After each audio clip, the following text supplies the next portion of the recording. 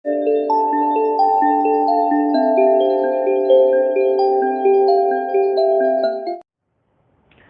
વિદ્યાર્થી મિત્રો, કેમ છો? મજામાં છો ને?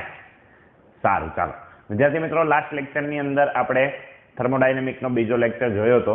થર્મોડાયનેમિકના બીજા લેક્ચરની અંદર આપણે શું ભણ્યા હતા? પ્રક્રમ એક પ્રણાલીની અંદર એક અવસ્થામાંથી બીજી અવસ્થામાં થતો ફેરફાર, એના વિશે આપણે અભ્યાસ કર્યો હતો. ત્યાર પછી બે અગત્યના ટોપિક એટલે કે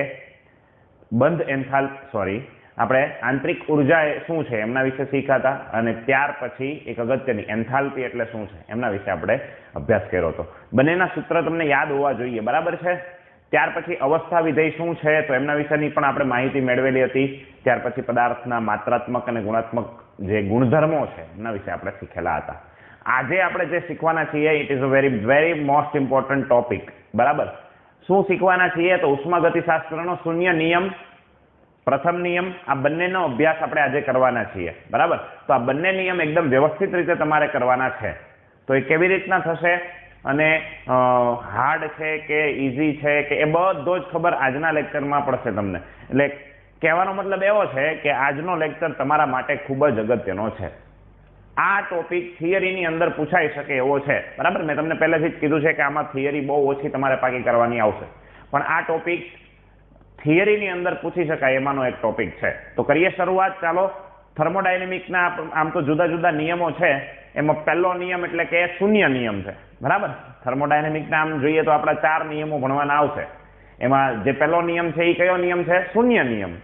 પછી પ્રથમ નિયમ આવશે, દ્વિતીય નિયમ આવશે, તૃતીય નિયમ આવશે, બરાબર? વગેરે. જેમ આપણે કેમ ન્યૂટનની ગતિના નિયમો ભણેલા હતા, આઘાત અને પ્રત્યાઘાત સમાન મૂલ્યના અને પરસ્પર વિરુદ્ધ દિશાના હોય, જડત્વ વાળો નિયમ.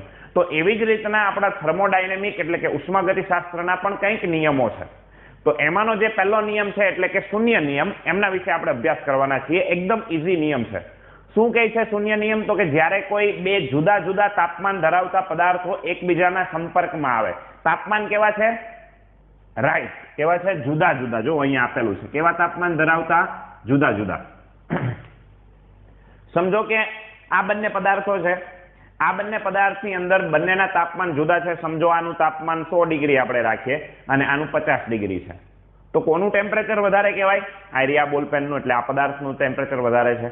તો આપણો ઉષ્માગતિશાસ્ત્રનો શૂન્ય નિયમ શું કહેવા માંગે છે? એવું કહેવા માંગે કે જ્યારે જુદા જુદા તાપમાન ધરાવતા બે પદાર્થો એકબીજાના સંપર્કમાં આવે છે ત્યારે ઉષ્માનું વહન વધુ તાપમાન ધરાવતા એટલે કે ઊંચા તાપમાન ધરાવતા પદાર્થથી નીચા તાપમાન ધરાવતા પદાર્થ તરફ થાય છે. આવું આપણને કયો નિયમ કહે છે? ઉષ્માગતિશાસ્ત્રનો શૂન્ય નિયમ કહે છે. શું? ફરીથી નિયમ. તો કે જ્યારે જુદા જુદા તાપમાન ધરાવતા બે પદાર્થો એકબીજાના સંપર્કમાં આવે ત્યારે ઉષ્માનું વહન ઊંચા તાપમાન ધરાવતા પદાર્થથી નીચા તાપમાન ધરાવતા પદાર્થ તરફ થાય છે. અને આ નિયમને આપણે ઉષ્માગતિશાસ્ત્રના શૂન્ય નિયમ તરીકે ઓળખીએ છીએ. ક્લિયર? ચાલો બેટા, ઉષ્માનું આ વહન છે, બંને પદાર્થ ઉષ્માનું આ વહન ક્યાં સુધી થાય? ઉષ્માનું વહન ક્યાં સુધી થશે? તો જ્યારે આ બંને પદાર્થનું તાપમાન કેવું થઈ જાય? સમાન થઈ જાય, ત્યાં સુધી ઉષ્માનું વહન થાય. જ્યારે બંનેનું તાપમાન સરખું થઈ જશે, સમજો કે આનું 100 હતું, આનું 50 હતું, તો 75 ડિગ્રી જેવું તાપમાન થશે એટલે ઉષ્માનું વહન શું થઈ જશે? અટકી જશે. કેમ? કારણ કે આનું 100 થી ઘટીને 75 થયું છે ને આનું 50 થી વધીને 75 થયું છે. એટલે કહેવાનો મતલબ એવો છે કે આ જે ઉષ્માનું જે વહન થતું હતું એ ક્યાં સુધી થાય? તો જ્યાં સુધી તાપમાન સમાન ન થાય ત્યાં સુધી. સમજાય છે? ચાલો, એનું બેસ્ટ એક્ઝામ્પલ છે આપણે થર્મોમીટરની અંદર જે પારો હોય એ પારો અથવા તો થર્મોમીટર વડે શું કરવામાં આવે? તાવ માપવામાં આવે. વ્યક્તિનો શું માપે? તાવ. તો આપણા શરીરનું તાપમાન કંઈક હોય, એ માપવું હોય કેટલું તાપમાન છે, તો આપણને શું કરવામાં આવે? ડોક્ટર પાસે જઈએ તો થર્મોમીટર મૂકે, મોઢામાં થર્મોમીટર મૂકે એટલે શું થાય? શરીરની જે ગરમી હશે એટલે કે શરીરનું જે ટેમ્પરેચર હશે એ ટેમ્પરેચર સુધી એ પારો ઉપર ચડે. તો આ શું દર્શાવે? જે પારો હતો, જે થર્મોમીટર હતું, એનું ટેમ્પરેચર ઓલરેડી નીચું હતું, બરાબર? ઓછું હતું. તમારા બોડીનું ટેમ્પરેચર કેવું હતું? વધારે. તો આ બે જુદા જુદા ટેમ્પરેચર ધરાવતા પદાર્થો થઈ ગયા. એક છે આ થર્મોમીટર, એક મારું બોડી. ચાલો આને મોઢામાં મૂકું છું ત્યારે શું થશે? તો કે આનું તાપમાન ઓછું છે, મારા બોડીનું તાપમાન વધારે છે, તો મારા બોડીથી ઉષ્માનું વહન આ થર્મોમીટરના પારા તરફ થાય છે. અને એટલા માટે થર્મોમીટરનો પારો ક્યાં ચડે? ઉપર ચડે. ક્યાં સુધી ઉપર ચડે? તો મારા બોડીનું જેટલું ટેમ્પરેચર હશે એટલું આનું થઈ જશે ત્યાં સુધી. તો એના ઉપરથી આપણને ખબર પડી જાય કે આપણે આપણા બોડીની અંદર કેટલો તાવ છે. તો કહેવાનો મતલબ આ છે આપણો શૂન્ય નિયમ. તો એકદમ ઈઝી છે અને અહીંયા શૂન્ય નિયમ પૂરો પણ થાય છે. બરાબર. તો થર્મોડાયનેમિકનો આપણે સૌથી એક અગત્યનો નિયમ ભણી ગયા અને એ છે આપણો શૂન્ય નિયમ. ચાલો જોઈ જાઓ, પછી આગળ પ્રથમ નિયમની ચર્ચા કરીએ. ચાલો બેટા, હવે જોઈએ આપણે ઉષ્માગતિશાસ્ત્રનો પ્રથમ નિયમ. ચાલો, શું કહે છે ઉષ્માગતિશાસ્ત્રનો પ્રથમ નિયમ? તો એના થોડાક પાક કથનો છે. પાક કથનો એટલે એણે કીધેલી જે વાતો હોય ઉષ્માગતિશાસ્ત્રની બાબતો, પ્રથમ નિયમની બાબતો, એમને પહેલા આપણે અભ્યાસ કરીએ, એમને જોઈ લઈએ. ચાલો, એમાં એવું છે કે ઉષ્માગતિશાસ્ત્રનો પહેલો નિયમ એવું કહે છે કે વિશ્વમાં રહેલી જે ઉર્જા છે, વિશ્વમાં રહેલી જે કુલ ઉર્જાનો જથ્થો છે એ કેવો છે? નિશ્ચિત છે. એટલે કહેવાનો મતલબ એવો છે કે ભગવાને આપણને જે પણ વિશ્વમાં બધું આપેલું છે એ અચળ છે. હવે એમાં તમે વધારો કરી શકતા નથી અથવા તમે એમાં ઘટાડો કરી શકતા નથી. એટલે કહેવાનો મતલબ વિશ્વમાં રહેલી જે ઉર્જાનો કુલ જથ્થો છે એ કેવો છે? નિશ્ચિત છે, અચળ છે. બીજી વાત કે ઉર્જાનું તમે સર્જન કે વિનાશ કરી શકતા નથી. તમે ઉર્જાનું સર્જન જાતે ઓટોમેટિકલી ઉર્જા સર્જિત કરો, આવું શક્ય નથી. ઉર્જાનો તમારે વિનાશ કરવો છે તો એ પણ શક્ય નથી. તો ઉર્જાનું શું થાય છે? તો ઉર્જાનું ફક્ત એક સ્વરૂપમાંથી બીજા સ્વરૂપમાં રૂપાંતરણ થાય છે. એનું સર્જન કે એનો વિનાશ થઈ શકતો નથી. આ બીજી વાત. ત્રીજી વાત તો કે નિરાળી પ્રણાલી, જ્યારે આપણે 3 પ્રણાલી જોઈ હતી, ખુલ્લી પ્રણાલી, બંધ પ્રણાલી અને નિરાળી પ્રણાલી, પેલું થર્મોસ વાળું ઉદાહરણ મેં તમને આપેલું હતું, ત્યાં ખૂણામાં લખેલું હતું. તો એ નિરાળી પ્રણાલીની અંદર આંતરિક ઉર્જા કેવી રહે છે? અચળ રહે છે. આપણે ત્યારે પણ જોયું હતું, નિરાળી પ્રણાલીમાં આંતરિક ઉર્જા શું થાય? અચળ રહે. કેમ? કારણ કે એની અંદર ઉષ્મા કે જથ્થો, કાર્યનો જથ્થો, ઉષ્મા કે દ્રવ્યનો જથ્થો કેવો રહેતો હોય? અચળ રહેતો હોય. અને એટલા માટે એની આંતરિક ઉર્જા શું રહે છે? અચળ રહે છે. બરાબર. આપણે જોયું હતું ને, Q અને W આ બંને કેવા હોય? 0 હોય. કેમ કે એ બંને અચળ છે. Q અચળ છે અને W પણ અચળ છે. W નહીં, M.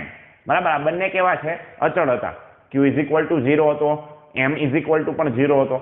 તો એનો મતલબ દ્રવ્યનો જથ્થો પણ અચળ છે, બીજું ઉષ્મા પણ અચળ છે. એટલા માટે આંતરિક ઉર્જા પણ શું થાય? અચળ થાય. આપણે આંતરિક ઉર્જા વિશે ગયા લેક્ચરમાં વાત કરી છે. ક્લિયર? હવે આપણે વાત કરવાની છે, આ પાક કથનો 3 હતા એની આપણે વાત પૂરી કરી. હવે આંતરિક ઉર્જામાં કેવી રીતના ફેરફાર થઈ શકે? કોઈ પણ પદાર્થ હોય એની આંતરિક ઉર્જામાં તમે 2 રીતના ફેરફાર કરી શકો. તમારે એ પદાર્થની આંતરિક ઉર્જા બદલવી હોય તો તમે 2 રીતે એમાં ફેરફાર કરી શકો છો. એમાંની રીત નંબર 1 તો કે પ્રણાલીમાં ઉષ્મા ઉમેરી અથવા તો દૂર કરીને. સમજો આ પ્રણાલી છે, પ્રણાલીની અંદર તમે ઉષ્મા ઉમેરશો અથવા તો દૂર કરશો તો શું થાય? પ્રણાલીમાં જ્યારે તમે ઉષ્મા ઉમેરો ત્યારે એની આંતરિક ઉર્જામાં ફેરફાર થાય. કારણ કે ઉષ્મા ઉમેરતા તાપમાનમાં વધારો થાય. અને આપણે આંતરિક ઉર્જામાં શીખેલા હતા શું? યસ, આંતરિક ઉર્જા તાપમાનના સમપ્રમાણમાં હોય. તાપમાન વધતા આંતરિક ઉર્જા વધે છે. બરાબર. એટલે તાપમાનમાં ફેરફાર થતા આંતરિક ઉર્જામાં પણ ફેરફાર થાય, એવું કહી શકીએ. ઓકે. તો તમે આંતરિક ઉર્જામાં ફેરફાર 2 રીતના કરી શકો. એમાંની પહેલી રીત ઉષ્મા ઉમેરી અથવા તો ઉષ્મા દૂર કરીને. આ પહેલી રીત. પ્રણાલીમાંથી ઉષ્મા શું કરો? દૂર કરો. અથવા પ્રણાલીમાં ઉષ્મા શું કરો? ઉમેરો. તો આ પહેલી રીત છે આંતરિક ઉર્જાના ફેરફાર માટેની. ઓકે. ચાલો, રીત નંબર 2 પ્રણાલી પર કાર્ય કરવામાં આવે અથવા તો પ્રણાલી દ્વારા કાર્ય થાય. જો 2 વસ્તુ અલગ અલગ છે. આ પ્રણાલી છે સમજો, તો આના ઉપર હું કાર્ય કરું છું એટલે પ્રણાલી પર થયેલું કાર્ય કહેવાય. આ પ્રણાલી જો કોઈ કાર્ય કરતી હોય તો એ પ્રણાલી દ્વારા થયેલું કાર્ય કહેવાય. તો આ બંને વાતો જુદી છે, હમણાં તમે શીખવાના છો એટલે બહુ ચિંતા નહીં કરો. બરાબર. 2 વસ્તુ શું?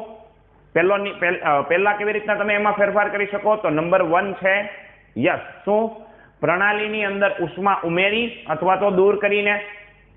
નંબર 2 પ્રણાલી પર કાર્ય કરવામાં આવે અથવા પ્રણાલી દ્વારા કાર્ય થાય. તો આ બંને રીતની અંદર શું થાય છે? યસ, આંતરિક ઉર્જામાં ફેરફાર થાય છે. હવે આમાં આમ જનરલી જોવો ને તો 4 વસ્તુ આવે છે. બરાબર. એ 4 વસ્તુનો હમણાં અભ્યાસ આપણે કરવાના જ છીએ. પણ એ પહેલા વેરી મોસ્ટ ઇમ્પોર્ટન્ટ સૂત્ર, ઉષ્માગતિશાસ્ત્રના પ્રથમ નિયમનું સંજ્ઞારૂપ સમીકરણ. This is the very most important. બરાબર. આ બધાએ યાદ રાખવાનું છે. Very IMP. કયું સૂત્ર છે? તો કે ΔU = Q + W. ફિટ કરી દો મગજની અંદર. શું? ΔU = Q + W. ΔU શું છે? What is the ΔU? Delta you એટલે આંતરિક ઉર્જામાં થતો ફેરફાર. આપણે કીધું ને હમણાં બે રીતના ફેરફાર કરી શકાય. તો delta U is equal two આંતરિક ઉર્જામાં થતો ફેરફાર. પછી નંબર 2 એટલે કે બીજી ટર્મ શું છે? ક્યુ. તો ક્યુ શું છે? તો કે પ્રણાલીએ મેળવેલી કે ગુમાવેલી ઉષ્મા. આ ક્યુ એટલે શું છે? ઉષ્મા. પણ કઈ ઉષ્મા? પ્રણાલીએ મેળવેલી અથવા તો ગુમાવેલી ઉષ્મા. અને ડબલ્યુ શું છે? તો પ્રણાલી પર થયેલું કાર્ય, વર્ક છે. ડબલ્યુ એટલે શું છે? વર્ક. પ્રણાલી પર થયેલું કાર્ય અથવા પ્રણાલી દ્વારા થયેલું કાર્ય છે. શું છે આ? પ્રણાલી પર થયેલું કાર્ય અથવા પ્રણાલી દ્વારા થયેલું કાર્ય. ક્લિયર આટલું? Delta U is equal to Q plus W. આ શું છે? પ્રથમ નિયમનું સંજ્ઞારૂપ સમીકરણ. ચાલો હવે એનું ગાણિતિક સ્વરૂપ આપણે શીખવાના છીએ. પ્રથમ નિયમનું, બરાબર, ગાણિતિક સ્વરૂપ. આ અગત્યનો સવાલ છે, આ પૂછી શકાય તમને. પ્રથમ નિયમના પાક કથનો કે પ્રથમ નિયમ લખો, ઉષ્માગતિશાસ્ત્રનો પ્રથમ નિયમ સમજાવો, તો અહીંયાથી સ્ટાર્ટ કરવાનું ને અહીંયા પૂરું કરવાનું. ઓકે, ચાલો આપણે થોડી વાત કરીએ એના ગાણિતિક સ્વરૂપની. આપણે પ્રથમ નિયમનું ગાણિતિક સ્વરૂપ શું કહે છે. ચાલો, આ આપણી પ્રણાલી છે. ઓકે, આપણી પાસે અત્યારે 4 બાબતો છે. મેં તમને કીધું ને આની અંદર જ 2 બીજી છુપાયેલી છે. એટલે છે બંને બાબતો, એક આઈડિયા. ઓકે, તો એની અંદર આપણે વાત કરીએ તો પ્રણાલી પાસે ઓલરેડી 4 બાબતો છે. પહેલી બાબત સમજો ખાસ ધ્યાનથી.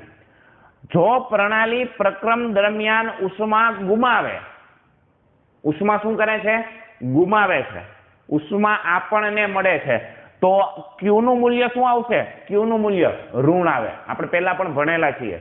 પ્રણાલી જો ઉષ્મા ગુમાવતી હોય, ઉષ્મા આપણને આપતી હોય, તો ક્યુ નું મૂલ્ય કેવું આવે? ઋણ મૂલ્ય આવે. શું આવે? ઋણ મૂલ્ય. તો ખાસ યાદ રાખજો, જો આ દર્શાવે છે પ્રણાલી અને આ એરો છે, એનો મતલબ કે ઉષ્મા ગુમાવે છે. તો જ્યારે પણ ઉષ્મા ગુમાવતી હશે પ્રણાલી, આ ક્યાં જરૂરી છે સર? પહેલા એ તો કયો. ઓકે બેટા, આની જરૂર આપણે દાખલામાં પડશે. ક્યાં પડશે? દાખલામાં. તમને કોઈ પ્રણાલી આપેલી હશે, પ્રણાલીની અંદર તમારે ક્યુ ની વેલ્યુ કઈ લેવાની, પોઝિટિવ કે નેગેટિવ, તો એ તમને પ્રણાલી ઉપરથી ખબર પડશે. તો આપણને એટલું ધ્યાનમાં હોવું જોઈએ કે પ્રણાલી જ્યારે ઉષ્મા ગુમાવતી હોય, ઉષ્મા આપણને આપતી હોય, એટલે કે ગુમાવતી હોય, તો ગુમાવતી હશે ત્યારે ક્યુ ની વેલ્યુ કેવી આવશે? ક્યુ નું મૂલ્ય આવશે ઋણ. બરાબર. અને એ પ્રક્રિયા કેવી હશે? ઉષ્માક્ષેપક. અમુક વખતે એમ પણ લખેલું હશે કે પ્રણાલી ઉષ્માક્ષેપક છે, તો ત્યારે તમારે ખબર હોવી જોઈએ કે ક્યુ નું મૂલ્ય કયું લેવાનું. તો જ્યારે પણ પ્રણાલી ઉષ્મા ગુમાવે ત્યારે ક્યુ નું મૂલ્ય કયું આવે? ઋણ મૂલ્ય. ઓકે, અને જો પ્રણાલી ઉષ્મા મેળવતી હોય, જો આનો મતલબ એવો છે કે પ્રણાલી ઉષ્મા મેળવે છે, તો મેળવે ત્યારે કયું મૂલ્ય હોય? ધન મૂલ્ય હોય. અને મેળવે એને આપણે કઈ પ્રક્રિયા કહીએ છીએ? ઉષ્મા શોષક પ્રક્રિયા. તો નંબર 2 ક્લિયર થઈ ગયા બંને વાતો, આ બંને બાબતો ખાસ અગત્યની. ચાલો નંબર 3 ઉપર આપણે જઈએ. હવે આવી ગયો આ કાર્યવાળું. હવે હમણાં તમને સમજાશે. ચાલો, જો પ્રણાલી પર કાર્ય થાય તો ડબલ્યુ નું મૂલ્ય ધન આવે. ચાલો, હવે પ્રણાલી પર કાર્ય થાય એનો મતલબ શું? સમજો કે આપણી પાસે આ એક પ્રણાલી છે. શું છે આ પ્રણાલીની અંદર સર? તો કે ભાઈ આ છે એ બધો અંદર વાયુ ભરેલો છે. આ એક બંધ પાત્ર છે. શું છે? બંધ પાત્ર. આ બંધ પાત્રની અંદર આપણે શું ભરેલો છે? આ એરિયો આ જે બધું દેખાય છે એ વાયુ ભરેલો છે. સર આ શું છે? તો એ પિસ્ટન છે બેટા. શું છે? પિસ્ટન. ધક્કો મારવા માટે. બરાબર. ચાલો, અત્યારે આવી રીતની પ્રણાલી છે. હવે હું આ પ્રણાલી પર કાર્ય કરું છું. આ અત્યારે આપણી પ્રણાલી છે, આની અંદર વાયુ છે, આવી રીતનો પિસ્ટન ગોઠવેલો છે. પ્રણાલી પર કાર્ય કરવું એનો મતલબ શું છે? તો કે હું આને ધક્કો મારું છું. હું મારું છું. કોણ મારે છે? હું. તો હું ધક્કો મારીશ તો શું થશે? મેં કાર્ય કર્યું. કોણે કાર્ય કર્યું? મેં. એટલે કોના ઉપર કાર્ય કર્યું? તો કે ભાઈ આ પ્રણાલી ઉપર કાર્ય કર્યું. તો હું પ્રણાલી ઉપર કાર્ય કરું છું, તો આ પિસ્ટન ક્યાં આવશે? નીચે આવશે. ક્યાં આવશે? નીચે આવશે. તો જ્યારે એ નીચે આવે ત્યારે કંઈક આવી રીતની પોઝિશન આવે. બરાબર, આવી રીતની પોઝિશન થઈ જશે. તો આવી પોઝિશનમાં કાર્ય કોણે કર્યું? મેં કર્યું. કોના ઉપર કર્યું? પ્રણાલી ઉપર. તો કાર્ય પ્રણાલી ઉપર થયું છે, એટલા માટે ડબલ્યુ નું મૂલ્ય કેવું આવશે? ધન આવશે. ખાસ ધ્યાનમાં રાખજો. આવી પોઝિશન હતી પહેલા, હવે હું પ્રણાલી ઉપર કાર્ય કરું છું. હું કરું છું, એમને ધક્કો મારું છું પ્રણાલીની અંદર, દબાણ ઉત્પન્ન કરું છું. બરાબર, હું એના ઉપર ધક્કો મારું છું, એટલે મેં પ્રણાલી ઉપર કાર્ય કરેલું છે. તો મેં પ્રણાલી ઉપર કાર્ય કર્યું હોય તો ડબલ્યુ નું મૂલ્ય કેવું આવશે? ધન આવશે. કેવું આવશે? ધન. બરાબર. અને જ્યારે આપણે પ્રણાલી ઉપર કાર્ય કરીએ ત્યારે વાયુનું સંકોચન થાય. શું થાય? સંકોચન. અને એનું હંમેશા કદ શું થાય? ઘટે. યાદ રાખજો આ વસ્તુ. ક્લિયર? તો અહીંયાથી આવી રીતના આમ એરો મારેલો છે, એનો મતલબ આ છે કે આ આકૃતિ પરથી આ આકૃતિ ઉપર જાઓ તો W કયો આવે? ધન. W ધન આવે ત્યારે કદ હંમેશા શું થતું હોય? ઘટતું હોય, અને વાયુનું શું થતું હોય? સંકોચન થતું હોય. ક્લિયર? એટલે આ મુદ્દો છે સમજાવેલો. આ એની વાક્ય લખેલું છે અને એને આપણે અહીંયા પ્રેક્ટિકલી સમજાવ્યું. ચાલો આ ચોથું વાક્ય જોઈએ. જો પ્રણાલી દ્વારા કાર્ય થતું હોય, સમજો કે અંદર જે વાયુ રહેલો છે એ વાયુ પાસે કંઈક ઉર્જા છે, બરાબર? એની પાસે શું છે? કંઈક ઉર્જા છે. તો હવે એ ઉર્જા શું કરશે? એની પાસે જે પણ કંઈ ઉર્જા હશે એ ઉર્જા દ્વારા એ પોતે કાર્ય કરશે. આપણે અત્યારે બાહ્ય કોઈ પણ પ્રકારનું એને કંઈ ટચ કરેલું નથી આપણે, એટલે આપણે એના ઉપર કંઈ કર્યું નથી. આવી પોઝિશન છે. હવે આની પાસે જો અંદર ઉર્જા હશે તો એ પિસ્ટનને આમ ધક્કો મારશે. શું કરવાનું? પિસ્ટનને ધક્કો મારવાનો. એનો મતલબ એવો છે કે આમાં રહેલો જે વાયુ છે ને એ વાયુ પિસ્ટનને ધક્કો મારે છે, અને એનો મતલબ કે આ વાયુ દ્વારા કાર્ય થાય છે. એનો મતલબ વાયુ એટલે પ્રણાલી છે, તો પ્રણાલી દ્વારા કાર્ય થયું કહેવાય. અને પ્રણાલી દ્વારા જ્યારે કાર્ય થાય ત્યારે વાયુનું વિસ્તરણ થાય. શું થાય? વાયુ વિસ્તરણ પામે. અને આપણે એમ પણ કહી શકીએ કે વાયુનું કદ શું થાય? વધે. પહેલા જે કદ હોય એના કરતા કદ વધે, અને ત્યારે કાર્ય કેવું આવે? ઋણ આવે. ખાસ અગત્યની વસ્તુ તો આ છે. ત્યારે કાર્ય કેવું લેવાનું છે? ઋણ લેવાનું છે. ઓકે, ચાલો આટલી વસ્તુ ક્લિયર થઈ ગઈ. આ વસ્તુ ખાસ સમજવાની હતી આપણે. ઓકે, થઈ ગયું? ચારે ચાર વસ્તુ સમજાઈ ગઈ. હવે વેરી મોસ્ટ ઇમ્પોર્ટન્ટ એક ફેક્ટ અહીંયા બાકી છે. હવે હું તમને સમજાવું છું. સમજો આપણી પાસે આ સૂત્ર આવી ગયું. કયું? Delta U is equal to Q plus W. બરાબર? સમજો કે આંતરિક ઉર્જા જે છે એ આંતરિક ઉર્જાનો ફેરફાર શૂન્ય છે. સમજો કોઈ પ્રણાલી માટે આંતરિક ઉર્જાનો ફેરફાર, એને આપણે શું કહીએ? આંતરિક ઉર્જાનો ફેરફાર delta U is equal two શું છે? 0. બરાબર? જો આંતરિક ઉર્જાનો ફેરફાર delta U is equal to 0 હોય તો આ સમીકરણની ઉપરથી શું તમે લખી શકો? તો કે 0 is equal to Q plus W. એટલે શું લખી શકાય? Q plus W is equal to આપણે આમ લખીએ તો Q plus W is equal to થઈ જશે 0. આને હજી સ્પેસિફાય કરીએ તો Q is equal to minus W થાય. શું થાય? Q is equal to minus W. તો આ Q is equal to minus W શું સૂચવે છે બેટા? તો આ એવું સૂચવે છે કે પ્રણાલી જેટલી ઉષ્મા આપો, પ્રણાલીને તમે જેટલી ઉષ્મા આપશો એટલી કેમાં વાપરી નાખશે? માઇનસ ડબલ્યુ છે. એનો મતલબ એ પોતે પ્રણાલી કાર્ય કરે છે. શું કરે છે? પ્રણાલી દ્વારા કાર્ય થાય છે. તો એનો મતલબ આને તમે શું વાંચી શકો કે પ્રણાલીને તમે જેટલી ઉષ્મા, જો અહીંયા ક્યુ નું મૂલ્ય કેવું છે? ધન છે. એનો મતલબ પ્રક્રમ દરમિયાન ઉષ્મા મેળવે. બરાબર? આ ક્યુ નું મૂલ્ય અહીંયા જુઓ તો કેવું છે? ધન. તો એનો મતલબ કે પ્રણાલી ઉષ્મા શું થતી હશે? મેળવતી હશે. અહીંયા ડબલ્યુ નું મૂલ્ય શું છે? તો કે માઇનસ. તો એનો મતલબ કે પ્રણાલી દ્વારા કાર્ય થતું હોય. તો આ બંને વસ્તુ સરખી છે. એનો મતલબ એવો છે, જોજો હું ફરીથી સમજાવું છું. ક્યુ એટલે ક્યુની વેલ્યુ કેવી છે? અહીંયા પોઝિટિવ. એનો મતલબ કે પ્રણાલી ઉષ્મા મેળવે છે. ચાલો આટલું ક્લિયર? ક્યુ પોઝિટિવ છે એટલે પ્રણાલી ઉષ્મા શું કરે છે? મેળવે છે. હવે ડબલ્યુ ની વેલ્યુ કેવી છે? નેગેટિવ. તો એનો મતલબ પ્રણાલી દ્વારા કાર્ય થાય છે. તો જો પ્રણાલીએ મેળવેલી ઉષ્મા બરાબર પ્રણાલી દ્વારા થયેલા કાર્ય, તો એનો મતલબ તમે જેટલી ઉષ્મા એને આપો એટલી ઉષ્મા એ કાર્યમાં શું કરી નાખે? વાપરી નાખે છે. શું સમજાવે છે આ જે સમીકરણ છે એ શું સમજાવે છે? કે પ્રણાલી જેટલી ઉષ્મા મેળવે છે એટલી કાર્ય કરવામાં વાપરી નાખે છે. શું? પ્રણાલી જેટલી ઉષ્મા મેળવે છે, પ્રણાલી જેટલી ઉષ્મા મેળવે તેટલી કાર્ય કરવામાં વાપરી નાખે છે.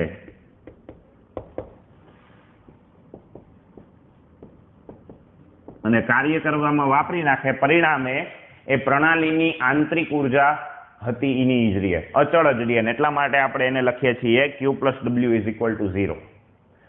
ક્યારે? જ્યારે Q is equal to minus W હોય ત્યારે. બરાબર? આ વસ્તુ ખાસ સમજવાની હતી. ઓકે, હવે ક્યુ અને ડબલ્યુ આપણે ગઈકાલે જ શીખેલા હતા. ક્યુ અને ડબલ્યુ બંને અવસ્થા વિધેય નથી. અને અવસ્થા વિધેય કોને કહેવાય તો ખબર છે ને? ગયા લેક્ચરમાં જ શીખી ગયા. બરાબર? પથ ઉપર આધાર રાખતા ન હોય એને અવસ્થા વિધેય કહેવાય. અને અહીંયા ક્યુ અને ડબલ્યુ છે એ પાછા અવસ્થા વિધેય નથી. એનો મતલબ ક્યુ અને ડબલ્યુ ની વેલ્યુ એ પથ ઉપર આધાર રાખે. કેવી રીતના એ V1 માંથી V2 થાય છે એના ઉપર ડિપેન્ડ કરે છે. અવસ્થા બદલાય તો અવસ્થાનો પથ કયો હતો એના ઉપર ડિપેન્ડ કરે. એટલે યાદ રાખજો ખાસ Q અને W બંને અવસ્થા વિધેય નથી.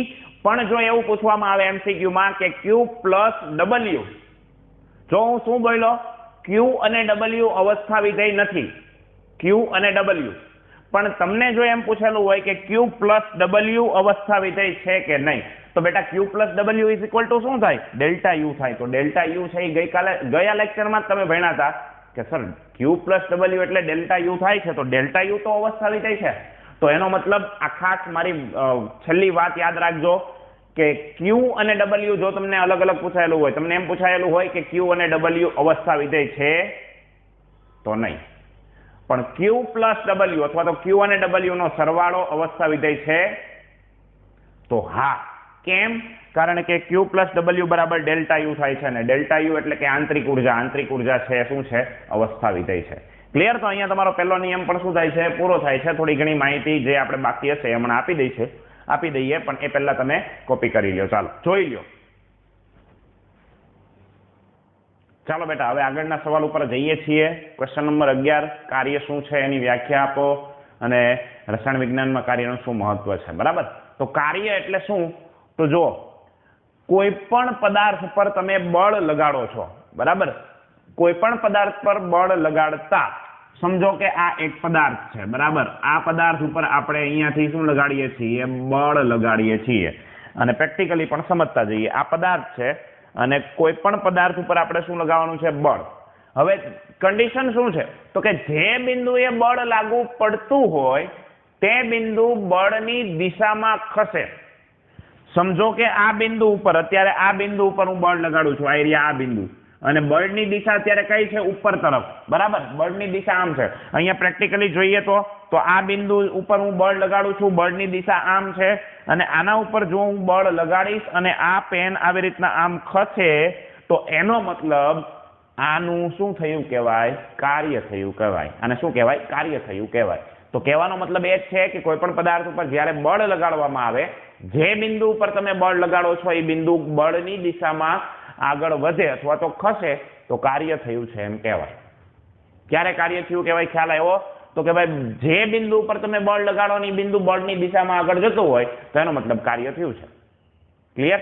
હવે આપણે થર્મોડાયનેમિકની અંદર યાંત્રિક કાર્ય આપણા માટે ખૂબ અગત્યનું છે. તો યાંત્રિક કાર્ય શું કહેવાય? તો જો પ્રણાલીની અંદર રાસાયણિક પ્રક્રિયા થતી હોય, સમજો કોઈ પ્રણાલી છે અને પ્રણાલીની અંદર કસનળી છે, કસનળીની અંદર રાસાયણિક પ્રક્રિયા થાય છે, તો એ રાસાયણિક પ્રક્રિયા દરમિયાન જે આપણે બાહ્ય દબાણ લાગુ પાડેલું હોય, એટલે કે વાતાવરણ દબાણ જે હોય, બરાબર, કસનળી છે તો વાતાવરણ દબાણ હોવાનું, તો બાહ્ય દબાણની હાજરીમાં કદનો જો ફેરફાર થાય, શું થાય, કદનો ફેરફાર, કાં તો કદ વધે કે કદ ઘટે, તો એને યાંત્રિક કાર્ય થયું કહેવાય. તો પ્રણાલીમાં યાંત્રિક કાર્ય થયું છે એમ કહેવાય. ક્યારે? કદમાં ફેરફાર થાય ત્યારે. કેમ કે બાહ્ય દબાણ તો આપણે લાગુ પાડેલું જ છે, બરાબર, અને તેમ છતાં જો કદ વધે કે ઘટે તો યાંત્રિક કાર્ય થયું છે એમ કહી શકીએ. ખાસ નોંધ યાદ રાખજો કે આવું ક્યારે થાય, વાયુ અવસ્થા ધરાવતું હોય આપણી પ્રણાલી ત્યારે યાંત્રિક કાર્ય ખૂબ મહત્વનું છે. બરાબર? એટલે જ્યારે પણ આપણે વાયુ અવસ્થા ધરાવતી પ્રણાલીનો અભ્યાસ કરશું, એવા દાખલાઓનો અભ્યાસ કરશું, ત્યારે યાંત્રિક કાર્ય ખૂબ અગત્યનું છે. અને યાંત્રિક કાર્ય ક્યારે થયું કહેવાય? કદમાં ફેરફાર થાય ત્યારે, કદ વધે અથવા ઘટે. તો જો બે પ્રકારના ફેરફાર થઈ શકે, હમણાં કીધું એમ, કાં તો કદ વધે અથવા કદ ઘટે.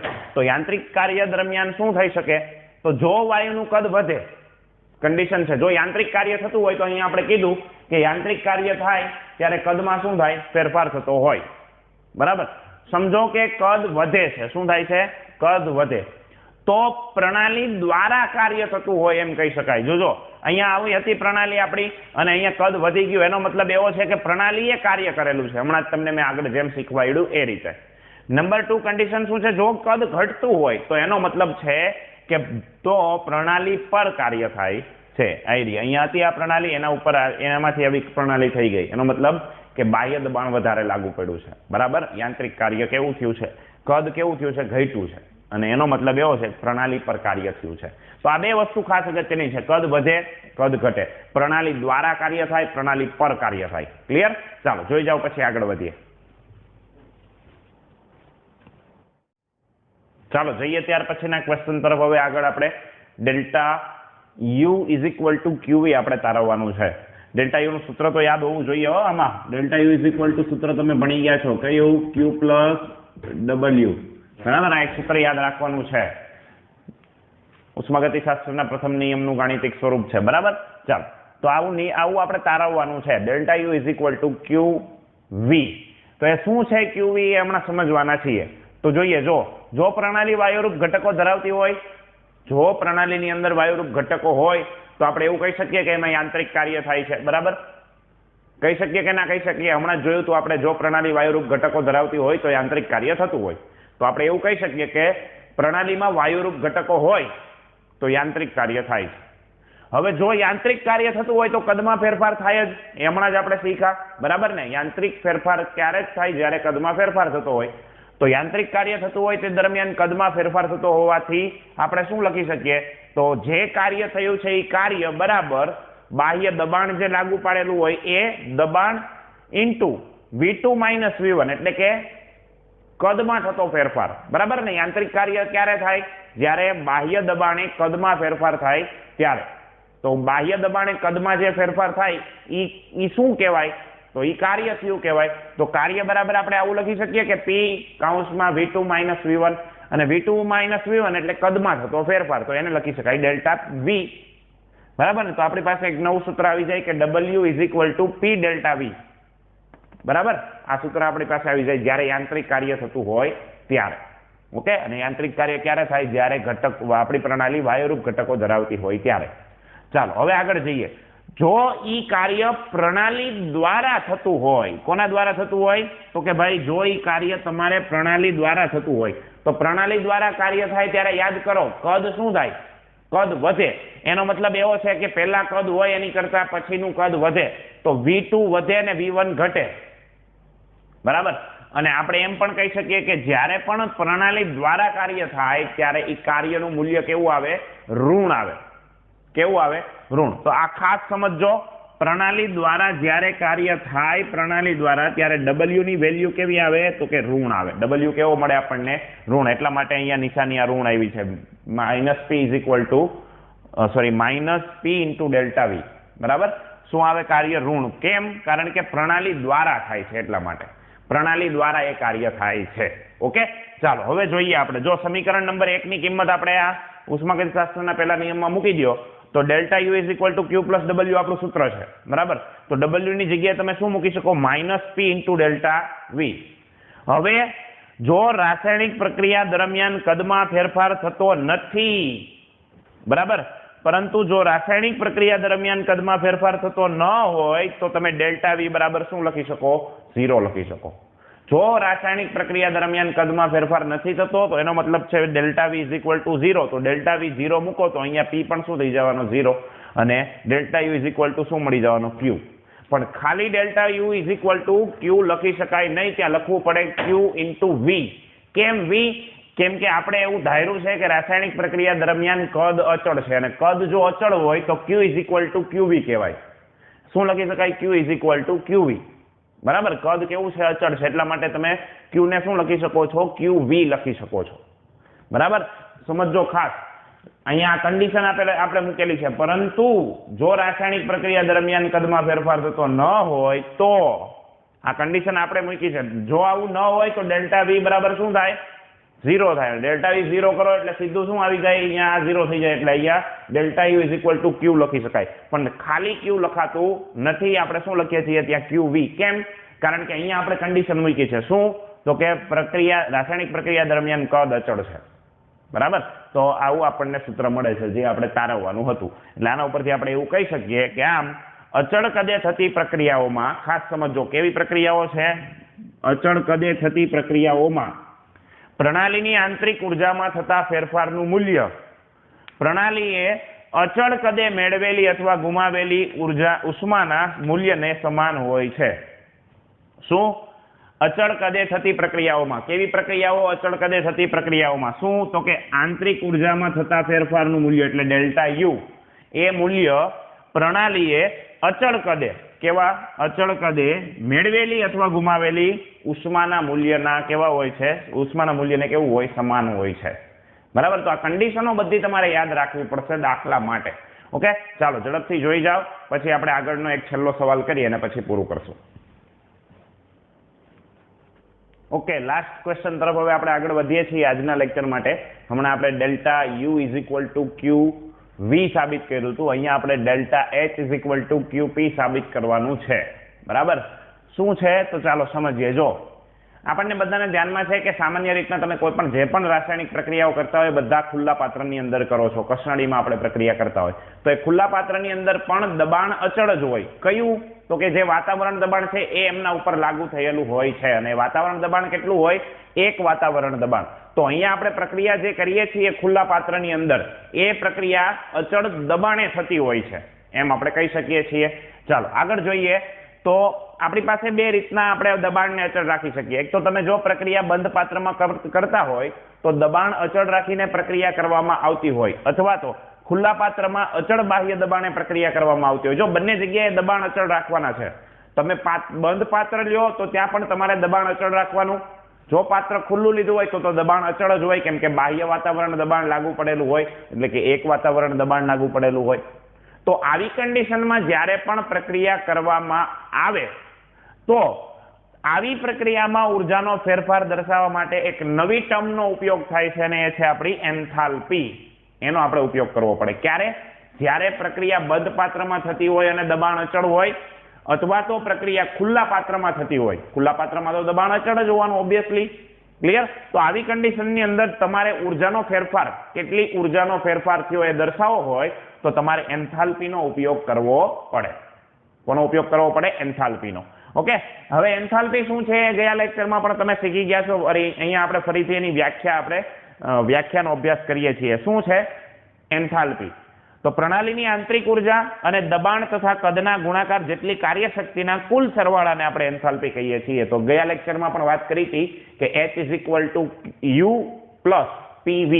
બરાબર, એને આપણે કહીએ છીએ એન્થાલ્પી. H એટલે એન્થાલ્પી થાય. આ છે આંતરિક ઉર્જા અને આ છે પ્રેશર અને વોલ્યુમ એના ગુણાકાર જેટલી કાર્યશક્તિ. બરાબર, તો આના કુલ સરવાળાને આપણે શું કહીએ છીએ? એન્થાલ્પી કહીએ છીએ. ચાલો હવે સમજવાનું છે સમીકરણ કેવી રીતના મેળવશું. ઓકે, પ્રણાલીની અવસ્થા જો બદલાય તો આ આપણી કન્ડિશન છે. શું? જો પ્રણાલીની અવસ્થા બદલાય તો એન્થાલ્પીમાં ફેરફાર થાય. બરાબર, પ્રણાલીની શું બદલાય તો? એની અવસ્થા બદલાય તો. ઓકે, ચાલો સમજો. પ્રણાલીની અવસ્થા બદલાય તો એન્થાલ્પીમાં ફેરફાર થાય. તો આપણે એન્થાલ્પીમાં ફેરફાર દર્શાવવા માટે આ સૂત્રમાં અહીંયા ડેલ્ટા મૂકી દઈએ. બરાબર, જો હું તમને એમ કહું છું અવસ્થા બદલાશે તો આખા સમીકરણની અંદર આપણે ડેલ્ટા મૂકવો પડશે. તો અહીંયા તમે ડેલ્ટા મૂકો તો ડેલ્ટા H થાય, અહીંયા ડેલ્ટા મૂકો તો ડેલ્ટા U થાય, અહીંયા મૂકો તો અહીંયા બે ટર્મ છે એટલા માટે તમારે કાઉન્સ કરીને ડેલ્ટા મૂકવો પડશે. જો જેમ અહીંયા કરેલું છે. હવે આ ડેલ્ટાનો મતલબ શું થાય? તો કે આની અંદર પહેલા આ તમે નિયમ ગણિતની અંદર ભણી ગયા છો. બરાબર, પહેલા સાથે તમે અહીંયા ડિફરન્શિએશન અથવા તો તમે સંકલન વિકલનમાં ભણેલા છો. આવું પહેલા સાથે લગાવો ત્યારે બીજું અચળ ને બીજા સાથે લગાવો ત્યારે પહેલું અચળ. તો એવું જ અહીંયા કરેલું છે. ડેલ્ટાને જો તમે પહેલા સાથે લગાવો તો બીજું અચળ હોય તો એને લખાય શું? તો કે ડેલ્ટા પી વી આવું લખાય. જો એને બીજા સાથે લગાવો તો શું લખાય? તો કે પી ડેલ્ટા વી લખાય. તો લખ્યું છે અહીંયા. તો ક્લિયર? આ વસ્તુ ક્યાંથી આવી? ખ્યાલ આવ્યો? ક્યાંથી આવ્યું એ? તો કે અહીંયા આને પહેલા આની સાથે ત્યારે આ અચળ, પછી આની સાથે ત્યારે આ પહેલું અચળ. તો આવી રીતના લખી શકાય. બરાબર, ચાલો હવે જો હવે આપણે અહીંયા અત્યાર સુધી શું વાત કરીએ છીએ? પ્રક્રિયા બંધ પાત્રમાં હોય કે ખુલ્લા પાત્રમાં દબાણ કેવું છે? અચળ. એનો મતલબ દબાણનો ફેરફાર કેવો હશે? શૂન્ય. બરાબર, દબાણ અચળ છે. હું તમને એમ કહું પહેલાનું દબાણ સમજો કે 5 બાર હતું, 5 બાર પહેલા, પછી દબાણ તો અચળ એટલે 5 જ બાર રહેવાનું છે. તો હવે એનો તફાવત કાઢો તો કેટલો આવે? તો તફાવત તમે કાઢો તો ડેલ્ટા પી બરાબર શું થાય? તો કે એ તો 0 જ થવાનો. બરાબર, તો ડેલ્ટા પી બરાબર શું થાય? 0. એનો મતલબ ડેલ્ટા પી ઇન્ટુ વી માં આપણે શું લખી શકીએ? 0. બરાબર, તો અહીંયા ડેલ્ટા પી ઇન્ટુ વી વાળું પદ નીકળી ગયું એટલે શું આવી ગયું? Delta U plus plus P into delta V. આને આપણે નામ આપી દીધું સમીકરણ નંબર 1. ચાલો આગળ વધીએ. હવે ઉષ્માગતિશાસ્ત્રના પહેલા નિયમ મુજબ આપણે શું લખી શકીએ? U is equal two Q plus W. બરાબર, હવે એની જગ્યાએ હું લખી દઉં છું QP minus P into delta V. કેમ? કારણ કે આપણને ધ્યાનમાં છે કે W એટલે પ્રણાલી દ્વારા થતું કાર્ય. પ્રણાલી દ્વારા થતું કાર્ય કેવું હોય? માઇનસ પી ડેલ્ટા વી જેટલું. પ્રણાલી દ્વારા જે કાર્ય થાય કેટલું હોય? માઇનસ પી ડેલ્ટા વી જેટલું. હમણાં આગળ જ આપણે શીખ્યા છીએ. અને ક્યુ અને અહીંયા કેમ ક્યુપી લખ્યું? કારણ કે અચળ દબાણની આપણે વાત કરીએ છીએ એટલા માટે. આ જે પણ વાત થાય છે અચળ દબાણે વાત થાય છે. ઓકે, તો આ ડેલ્ટા યુ ની કિંમત હવે આ સમીકરણમાં મૂકી દો તો શું થશે? અહીંયા જો, અહીંયા આની કિંમત, આ જે કિંમત તમને દેખાય છે ડેલ્ટા યુ ની, એ કિંમત મેં અહીંયા મૂકેલી છે. તો delta H is equal to QP minus P delta V થાય. જો આવું થશે, delta H is equal to QP minus P delta V plus P delta V તો હતો જ અહીંયા. તો આ પ્લસ અને આ માઇનસ ઉડી જાય એટલે delta H is equal two શું આવી જશે? ક્યુપી. અને આને શું કહેવાય? તો કે પ્રણાલીમાં થતા ઉષ્માના ફેરફારનું મૂલ્ય પ્રણાલીએ અચળ દબાણે મેળવેલી અથવા ગુમાવેલી ઉષ્માના મૂલ્યને સમાન હોય છે. એટલે એન્થાલ્પીનું જે મૂલ્ય હશે એ એન્થાલ્પીનું મૂલ્ય પ્રણાલીએ અચળ દબાણે મેળવેલી અથવા ગુમાવેલી ઉષ્માના શું હોય? ઉષ્માના મૂલ્યને શું હોય? સમાન હોય છે. ઓકે, ચાલો અહીંયા તમારા આ 4 ક્વેશ્ચન પૂરા થયા આજના. હવે નેક્સ્ટ લેક્ચરની અંદર હજુ આગળના કન્ટિન્યુ ક્વેશ્ચન આપણે જોવાના છે અને પાઠ પણ બહુ ઇમ્પોર્ટન્ટ બનતો જાય છે એટલા માટે તૈયારી કરવાનું ભૂલવાનું નથી. ક્લિયર? તો આજના લેક્ચરને આપણે અહીંયા સુધી રાખીએ છીએ. આજના લેક્ચરની વ્યવસ્થિત તૈયારી કરો. જેટલા પણ સૂત્ર આવ્યા છે ખાસ ધ્યાનમાં રાખો. બરાબર? અને ફરી પાછા નેક્સ્ટ લેક્ચરમાં મળીશું.